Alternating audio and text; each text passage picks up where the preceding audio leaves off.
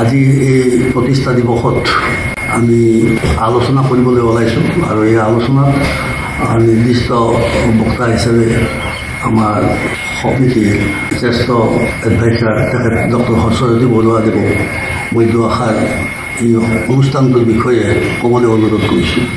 আজি প্ৰায় 3 মাহ আগতে আমি অসম উদ্যান সমিতি আৰু 3টা অনুষ্ঠান আছে অৰাক্কা আৰু INM ইয়াৰ বিষয়ববীয়াসকলে অসমৰ মুখ্য সচিব ডক্টৰ ৰবি কটা ডাঙৰীয়াক লগ কৰিছে। তেখেতে আমাৰ সৌভাগ্যক্ৰমে যে তেখেত কৃষিৰ পৰাই তেখেতে যিটো পৰ্যায় পাইছেগৈ, তেখেতৰ অধ্যয়ন আছিলে কৃষিৰ ওপৰত। গতিকে তেখেতে আমাক পাই যথেষ্ট সুখী হ'ল। আমি এটা আলোচনা কৰিলোঁ তেখেতৰ লগত। কথা প্ৰসংগত মানুহজন অতি ভদ্ৰ মানুহ, তেওঁক আমাক ক'লে যে আপোনালোকে চিন্তা কৰক অসম উদ্যান সমিতিয়ে গুৱাহাটীৰ উন্নয়নৰ ক্ষেত্ৰত কেনেকৈ অংশগ্ৰহণ কৰিব পাৰে। তেওঁ ইনডাইৰেক্টলি সৌন্দৰ্য বৰ্ধনৰ কথাই ক'ব বিচাৰিছিলে। তেওঁ উদাহৰণ দিলে 2 এটা যে আজিকালিতো বহুতো ওলাইছে, ভাৰ্টিকেল গাৰ্ডেনিং ওলাইছে, ৰুফটপ গাৰ্ডেনিং ওলাইছে। এইবোৰ অলপমান মানুহৰ মাজত প্ৰসাৰ কৰিব লাগে, চিন্তা কৰিব। তেতিয়া এই আলোচনাৰ অন্তত আমি আমাৰ ভিতৰত আলোচনা কৰিলোঁ যে এখন ইনচেপশ্যন ৰিপৰ্ট আমি বনাম, যাতে এই ক্ষেত্ৰত কি কৰিব পাৰি, অসম উদ্যান সমিতি কেনেকৈ জড়িত হ'ব পাৰে, আমি পৰৱৰ্তী পৰ্যায়ত কিবা এটা দিক নিৰ্দেশনা দিব পাৰোঁ নেকি, সেইটোৰ ওপৰত আমি আলোচনা কৰিছিলোঁ। আজি মই সেই বিষয়টো আনিব বিচাৰিছোঁ যে গুৱাহাটীৰ উন্নয়নৰ চিন্তা চৰ্চা বহুত ধৰণৰ উন্নয়ন চলি আছে। ইনফ্ৰাষ্ট্ৰাকচাৰ, পানী লাগে, ৰাস্তা পদূলি বেয়া, ফুটপাথবিলাক বেয়া হৈছে, এইবিলাকৰ ওপৰত বহুত ধৰণৰ সমস্যা আছে। এই আন্তঃগাঁথনিমূলক যিবিলাক সমস্যা আছে এইখিনিক অকণমান আমাৰ চকুৰ পৰা আঁতৰাই ৰাখি উন্নয়নৰ অন্য যিখিনি কথা আছে, men does not live by bread alone, মানুহে অকল ৰুটি কাপোৰৰ কথাই চিন্তা নকৰে, তাৰ ওপৰৰ এটা পৰ্যায়ত চিন্তা কৰিব বিচাৰে। সেই পৰিপ্ৰেক্ষিতত আজি বিষয়টো আমি ৰাখিছোঁ গুৱাহাটীৰ উন্নয়নৰ চিন্তা চৰ্চাত সংযোজিত হওক উদ্যান বিজ্ঞান। হৰ্টিকালচাৰত মই উদ্যান বিজ্ঞান বুলিয়ে কৈছোঁ, যদিও উদ্যান শস্য বুলিয়ে কোৱা হয়। এইটো এটা স্বতন্ত্ৰীয়া বিজ্ঞান, কিন্তু ইয়াৰ 2টা পৰিচয় আছে। এটা হ'লগৈ মৌলিক বৈজ্ঞানিক এটা ধাৰা আছে, ইয়াৰ ওপৰত গৱেষণা চলিছে, নতুন নতুন ছাত্ৰৰ আৱিষ্কাৰ হৈছে, নতুন নতুন কথাবিলাক আহিছে মেনেজমেণ্টৰ ক্ষেত্ৰত। কিন্তু আন এটা পৰিচয় আছে যিটো ই কলাৰ লগত জড়িত। ই এনে এটা বিজ্ঞান যি বিজ্ঞান আৰু কলাক 2টাকে একেলগে আনিছে, এটাক বাদ দি ইটো পৰিপূৰক হ'ব নোৱাৰে। আমি প্ৰথমে এটা চিন্তা কৰোঁ যে বিভিন্ন ধৰণৰ বাগিচা, ফুলনি, উদ্যান এইবিলাক মৌলিক উপাদান, কিন্তু এইবোৰৰ লগত বহুতবোৰ নতুন উপাদান এতিয়া সংযোজিত হৈ আহিছে, যেনে লেণ্ডস্কেপ গাৰ্ডেনিং। ইয়াত অসমীয়া প্ৰতি শব্দ ক'বলৈ অকণমান দিগদাৰী, হয়তো বুজিও নাপাব বহুতে ক'লে। তেনেকৈ স্থাপত্য উদ্যান, ইয়াত আৰ্কিটেক্সাৰ গোট খাইছে, ছায়েন্সৰ গোট খাইছে।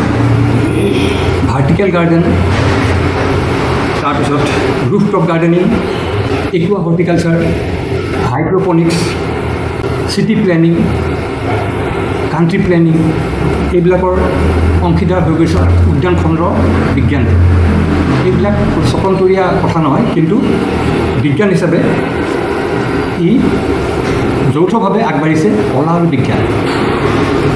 এতিয়া কিয় লাগে আমাক উদ্যান শস্যলৈ কিয় জড়িত হ'ব লাগে উন্নয়নৰ চিন্তা চৰ্চা? আমি সাধাৰণতে কি আশা কৰোঁ? যিকোনো চহৰ, গুৱাহাটীয়ে নহয়, যিকোনো চহৰখন আমাৰ বাসোপযোগী হ'ব লাগে, সকলোৰে কাৰণে ই গ্ৰহণযোগ্য হ'ব লাগে, সুন্দৰ বাতাবৰণ থাকিব লাগে। তাৰ মাজতে আমি বিচাৰোঁ বিভিন্ন বয়সৰ মানুহৰ কাৰণে বিভিন্ন ধৰণৰ ইয়াৰ প্ৰত্যাশা আছে। ছাত্ৰ ছাত্ৰীয়ে বিচাৰে জ্ঞানোদ্যান, তেওঁলোকৰ জ্ঞান যাতে সংবৰ্ধন হয় সেইখিনি বিচাৰে। বয়সীয়ালসকলে বিচাৰে মুক্তাঞ্চল, তেওঁলোকক মুক্ত বায়ু সেৱন কৰিবলৈ লাগে, যাতে আমি ইফালে সিফালে সুন্দৰকৈ ঘূৰি ফুৰিব পাৰোঁ। যিবিলাক মানুহৰ ক্ৰিয়েটিভিটি আছে, সৃষ্টিশীল মনোভাৱ এটা আছে, তেওঁলোকে বিচাৰে যে তৃণৰ তৰু লতা যিবিলাক আছে, ফল ফুল, এইবিলাকৰ যোগেদি তেওঁলোকক সৃষ্টিশীলতাক আৰু আগুৱাই নিব পাৰি। প্ৰকৃতিৰ সান্নিধ্য আমি গুৱাহাটীতে কেনেকৈ পাব পাৰোঁ?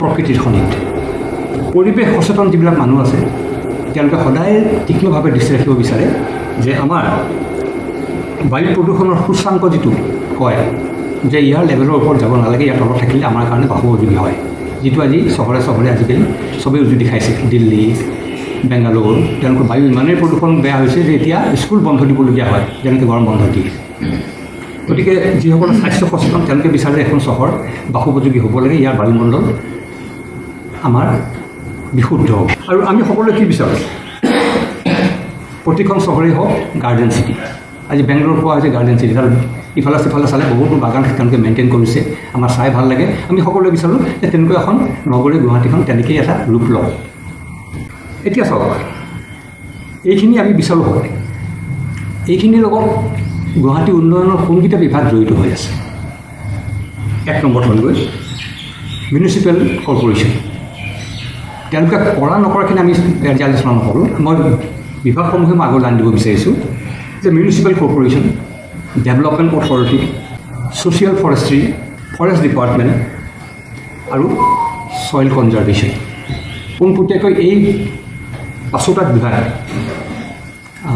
আন্তঃগাঁথনি কথাখিনি বাদ দি এই পাঁচোটা বিভাগ জড়িত হৈ আছে গুৱাহাটীৰ সামগ্ৰিক পৰিৱেশটো উন্নত কৰিবৰ কাৰণে কিন্তু পৰিতাপৰ বিষয় এই পাঁচোটা বিভাগত এটাতো উদ্যানবিদ নাই পশ্চিমীয়া দেশত যিবিলাক নতুনকৈ চহৰ গঢ় লৈ উঠিছে যিবিলাক পুৰণি চহৰ নতুনকৈ সজাব বিচাৰিছে উদ্যানবিদসকলক আটাইতকৈ গুৰুত্ব দিয়া হয় তেওঁলোকে এক নম্বৰতে চাই যে এইখন চহৰৰ পানী ওলাই যোৱা ছিষ্টেমটো কি আছে এক নম্বৰ দুই নম্বৰ চাই যে ইয়াৰ উদ্যানবিদসকলে তেওঁলোকে কেনেকৈ সজাব পাৰে এটা দীঘলীয়া দৃষ্টিভংগীৰে তেওঁলোকে চায় 5 বছৰ 10 বছৰ 15 20 বছৰ গতিকে এই দুৰ্ভাগ্যৰ বিষয় যে মই যিকেইটা বিভাগ ক'লোঁ ইয়াত ক'তো উদ্যানবিদ নাই আৰু তেওঁলোকে কেনেকৈ উজুতি খাই আমি নিজে দেখি আহিছোঁ গুৱাহাটী মোৰ নিজৰ চাক্ষুষ অভিজ্ঞতা যিটো জু ৰোড আছে সেইটো প্ৰথমে সৌন্দৰ্য বৰ্ধনৰ কাৰণে তাত ডিভাইডাৰৰ ওপৰত মে ফ্লাৱাৰ লগাই দিয়া হ'ল অতি সুন্দৰ পৰিকল্পনা এটা উপযুক্ত গছ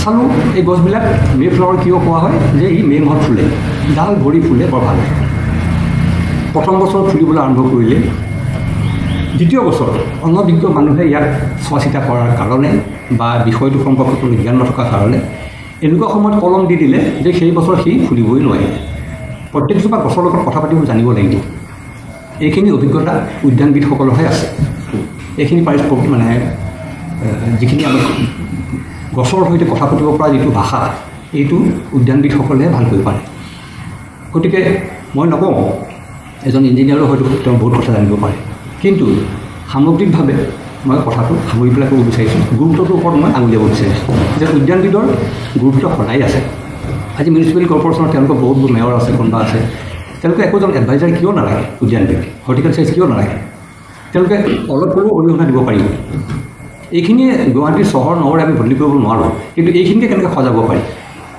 আজি আপোনালোকে লাষ্ট গেটত মন কৰিছে যে এটা গম্বুজাকৰ এটা স্তম্ভ দি পেলাই তাত এটা ঘড়ী বহুৱাই দিছে খুব ভাল লাগে দেখি পেলাই বাহিৰৰ চহৰ যেন লাগে কিন্তু তাৰ তলতে দেখিছে এখন লোনো আছে সংমিশ্ৰিত এনেকুৱা ধৰণৰ প্ৰচেষ্টাবিলাকে আমি বিচাৰোঁ এতিয়া গুৱাহাটীখনক সামান্য দেখনীয়া কৰাৰ অৱকাশ আছেনে আমি প্ৰত্যেকে নিজকে প্ৰশ্ন কৰোঁচোন প্ৰত্যেকে আমি প্ৰত্যেকটো ৰাস্তাই চিনি পাওঁ GS ৰোড এতিয়া নেশ্যনেল হাইৱে হৈ গ'ল চচল ৰোডত আছে চানমাৰী আছে এইবিলাকক কি কৰিব পাৰি শেহতীয়াকৈ এটা প্ৰচেষ্টা চলিছে যে মুক্তাঞ্চল গঢ় কৰি তুলিব পাব্লিক হেল্থ ইঞ্জিনিয়াৰিং ডিপাৰ্টমেণ্টটো উঠাই পেলাই এখন পাৰ্ট কৰিব এইবিলাক অতি সুন্দৰ পদক্ষেপ তাতোকৈ অতি সুন্দৰ যোৱা সপ্তাহত এটা কেবিনেট ডিচিশ্যন হৈছে যে গুৱাহাটীৰ যিমান জলাশয় আছে এই জলাশয়বিলাক সংৰক্ষণ আৰু সংবৰ্ধন কৰা হ'ব 3 বছৰ কৰিব কিমান দূৰ পাৰে নাজানো কিন্তু দৃষ্টিভংগীটো আমি সকলোৱে আকোৱালি লওঁ আৰু সেই ক্ষেত্ৰতো কিন্তু উদ্যানবিদক দৰকাৰ হয় নলা এটা খান্দি পেলাই বা পাৰবোৰ বান্ধি দিলে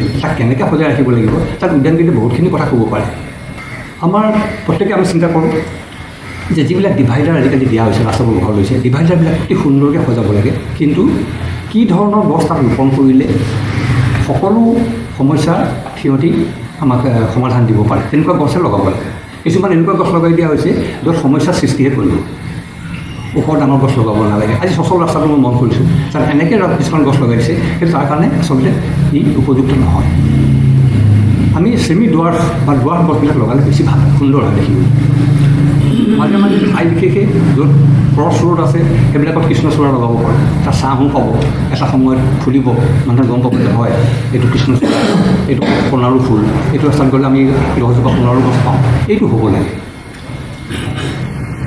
দ্বিতীয়তে অসম উদ্যান সমিতিয়ে কিছু প্ৰচেষ্টা আগবঢ়াইছিলে ৰুফ গাৰ্ডেনিং।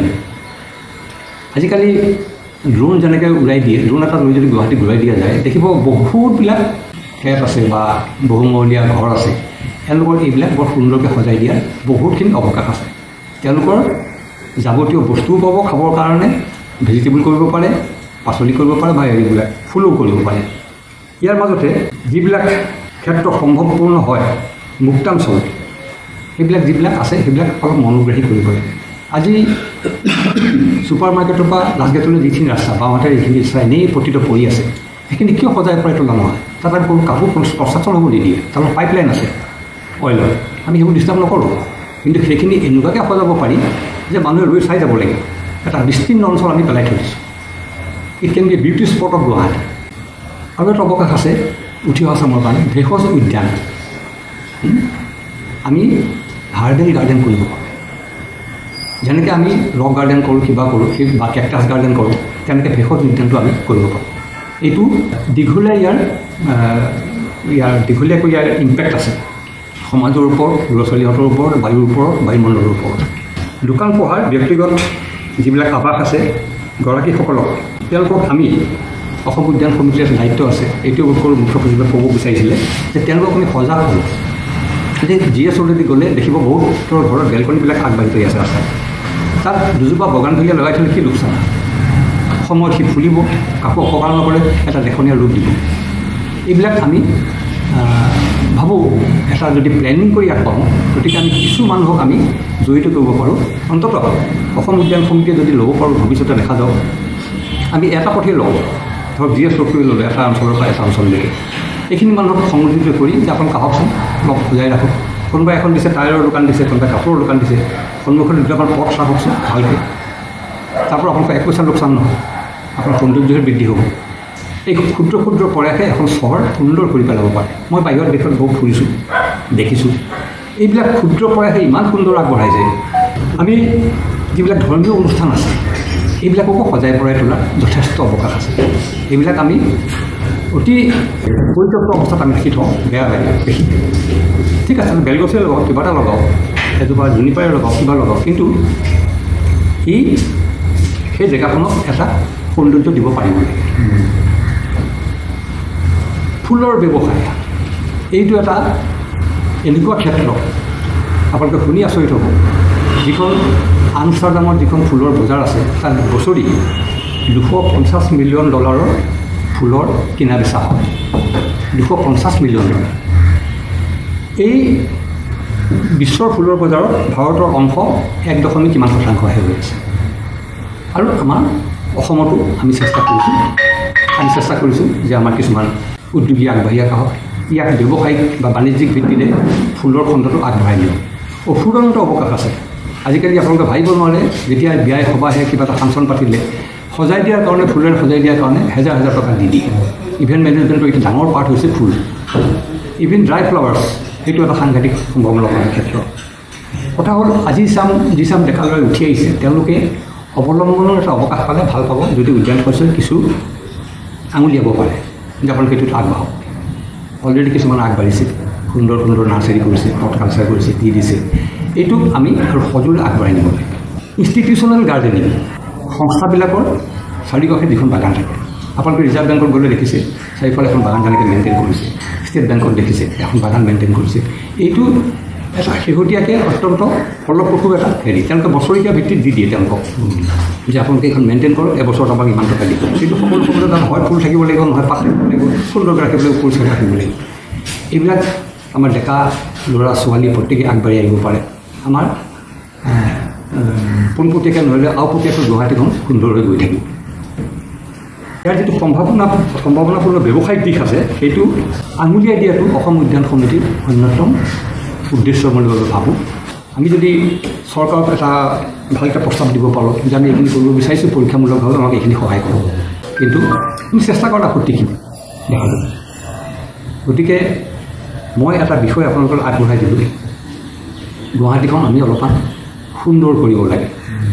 বহুতে হয়তো কৈ দিব, হেঁকাহি মাৰি দিব পাৰে যে এইবিলাক পানী খাবলৈ পানী নাই, ইয়াত ৰাস্তাত ডাঙৰ ডাঙৰ গাঁত ফুটপাথত আমি খোজকাঢ়িব নোৱাৰোঁ ঠিক আছে সেইখিনি মানি ল'লোঁ সেইখিনি আমি অস্বীকাৰ কৰা নাই সেইখিনি লাগেই সেইখিনি 1 নম্বৰ কিন্তু মই প্ৰথমতে কৈছিলোঁ men does not live by bread alone আমি কেৱল ইনফ্ৰাষ্ট্ৰাকচাৰখিনি কৰি এখন কংক্ৰিটৰ মহানগৰীত থকাটো কাৰো পক্ষে স্বাস্থ্যসন্মত কেতিয়াও হ'ব নোৱাৰে ইয়াৰ মাজতে যিখিনি সেউজীয়া আনিব পাৰি উদ্যান শস্যৰ বিভিন্ন ৰঙক যেনেকৈ আনিব পাৰি আৰু ইয়াৰ ব্যৱসায়িক আৰু বাণিজ্যিক সফলতা কেনেকৈ আনিব পাৰি এইখিনি যদি আমি অলপমান চিন্তাৰ বিষয়ৰ ভিতৰত যদি আনিব পাৰোঁ মই ভাবোঁ অসম উদ্যান সমিতি এটা ডাঙৰ দায়িত্ব পালন কৰা হয় এইটো অকল গুৱাহাটী বুলি মই কোৱা নাই অসমৰ সৰু বৰ সকলো চহৰবাসীয়ে এই কথাখিনি অলপমান অনুধাৱন কৰিব পাৰিলে মই ভাবোঁ ফলপ্ৰসূ ভূমিকা পালন কৰা হ'ব ধন্যবাদ